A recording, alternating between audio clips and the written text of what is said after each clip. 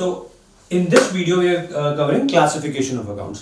Now there are two ways to classify the accounts. One is the traditional classification method, the other is the modern classification.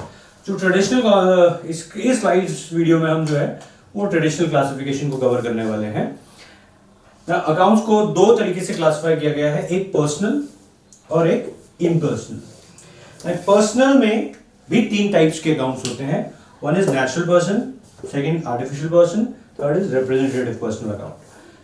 Impersonal में क्या होता है? Real and nominal. अब पहले हम cover करते हैं पर्सनल अकाउंट्स में क्या क्या होता है.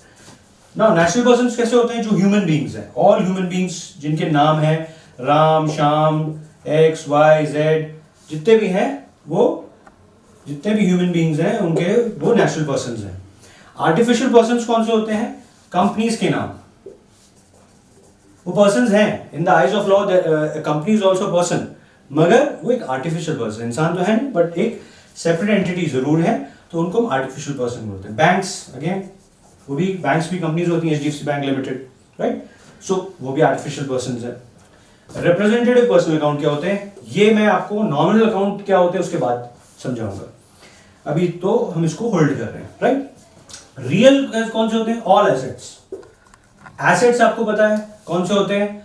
आपकी लैंड, मशीनरी, डेटर्स जिनसे आपको पैसे लेने हैं, बिल रिसीवेबल, ये सब स्टॉक, ये सब आपके एसेट्स हैं, ठीक है. तो ये रियल अकाउंट्स हैं.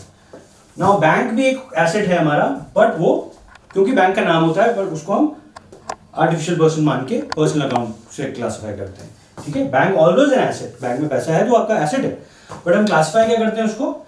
As an artificial person. तो it's a personal account only. So except for bank, all assets are real accounts. Now nominal accounts क्या होते हैं? All expenses, losses, incomes and gains, जैसे परचेज, सेल्स, डिस्काउंट, चाहे वो allowed हो चाहे received हो, इंटरेस्ट, ये सब आपके एक्सपेंसेस एंड लॉसेस और इनकम्स एंड गेन्स. अब रिप्रेजेंटेटिव पर्सनल अकाउंट क्या होता है? जैसे सैलरी भी है, सैलरी भी आपका एक्सपेंस है. रिप्रेजेंटेटिव पर्सनल अकाउंट उसको कहते हैं जब किसी नॉमिनल अकाउंट के आगे या पीछे, यानी अ प्रीफिक्स और अ सफिक्स. प्रीफिक्स किसको बोलते हैं? हम किसी वर्ड के आगे अगर एक और शब्द लग गया उसको हम प्रीफिक्स बोलते हैं. सफिक्स किसको बोलते हैं? जो एक शब्द के पीछे वर्ड लग गया उसको सफिक्स बोलते हैं.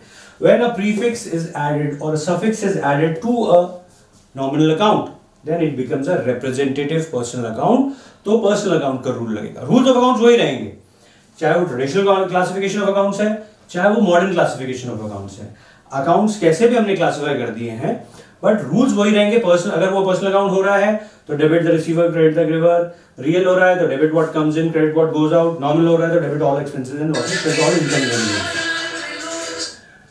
Now, suppose salary is a nominal account, right? I write salary here. अगर हमने सैलरी पे कर दी वो हमारा एक्सपेंस है. अगर हमने सैलरी नहीं पे करी है, ड्यू हो गई, तो आउटस्टैंडिंग है अगर सैलरी, तो उसके लिए हम क्या करेंगे? आउटस्टैंडिंग सैलरी का अकाउंट बनाएंगे. यानी सैलरी एक नॉमिनल अकाउंट है, उसके आगे एक वर्ड लग गया आउटस्टैंडिंग, तो now prefix is added to a nominal account, it becomes representative personal account. So personal account का रूल लगेगा. Suppose interest accrued, accrued interest का क्या होता है? वो इंटरेस्ट जो में ड्यू हो गया है बट मिला नहीं है. सपोज हमें किसी से इंटरेस्ट लेना था और वो ड्यू हो गया बट उसने दिया नहीं, तो वो accrued interest हो गया. It's an income which is due but not received. So interest again is a nominal account. अगर इंटरेस्ट पे कर रहे हैं तो एक्सपेंस है और रिसीव कर रहे हैं तो हमारी इनकम है. तो अगर इंटरेस्ट हमारा रिसीव होना था और वो अक्रू हो गया है, नहीं रिसीव हुआ बट अक्रू हो गया, ड्यू हो गया है, तो suffix is added interest accrued, या प्रीफिक्स भी आप कर दीजिए, आप अक्रूड इंटरेस्ट लिख दीजिए, कोई फर्क नहीं पड़ता. अब प्रीफिक्स या सफिक्स कुछ भी ऐड हो गया normally, it becomes a nominal account. और नॉमिनल अकाउंट का रूल लगेगा that is debit all expenses and losses, credit all incomes and gains. कुछ इलस्ट्रेशंस ले लेते हैं अपन, जैसे मिस्टर फाई discount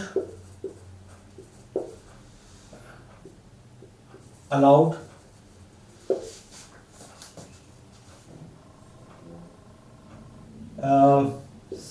salary, rent, sales,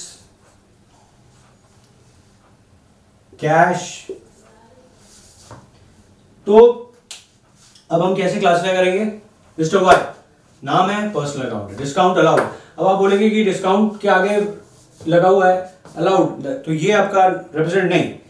discount allowed is one word, ये प्रीफिक्स सफिक्स नहीं है, ये सिर्फ ये बता रहा है डिस्काउंट हमने दिया है कि लिया है, तो it's a nominal account only. ठीक है, discount can never be a representative personal account, it will always be a nominal account. ठीक है, चाहे वो डिस्काउंट अलाउड हो चाहे डिस्काउंट रिसीव्ड हो। Salary is expense, so it's nominal account. Rent अगर पे किया है नॉमिनल अकाउंट है, और रेंट रिसीव किया है तो भी नॉमिनल अकाउंट है, या वो इनकम होगा या एक्सपेंस होगा। सेल्स, अब सेल्स आपकी गुड्स है। आप एसेट्स अगर आप देखेंगे, गुड्स अकाउंट तो हमारा स्टॉक अकाउंट को भी बोलते हैं, बट जो आपके अनसोल्ड स्टॉक है वो आपका एसेट है। बट गुड्स अकाउंट जनरली दो क्लासिफिकेशन में होता है, परचेज या सेल्स। तो सेल्स जो है वो आपकी इनकम है, तो नॉमिनल अकाउंट है। कैश आपका एसेट है, तो वो रियल अकाउंट है। Good, okay. Now next video में हम जो है वो मॉडर्न क्लासिफिकेशन को समझते हैं कि मॉडर्न क्लासिफिकेशन ऑफ अकाउंटिंग कैसे होती है, राइट।